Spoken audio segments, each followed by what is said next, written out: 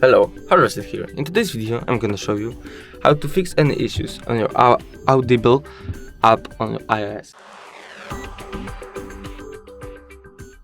So first you want always check first is go to App Store, go to the search bar again,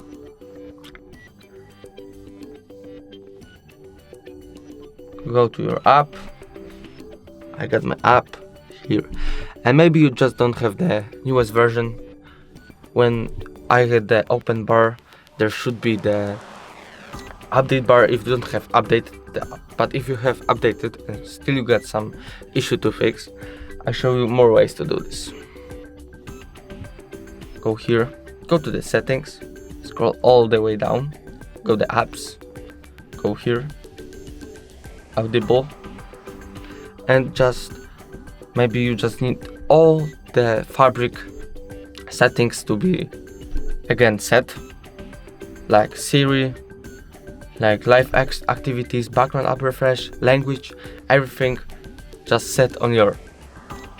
But if you still got the issue to fix, the last way is you just go here, hold your app, remove the app, remove, and you remove your app. Go up to the settings, no settings, go to the App Store, here, upload again, just reinstall. If the video was helpful, please leave a like and subscribe. Bye.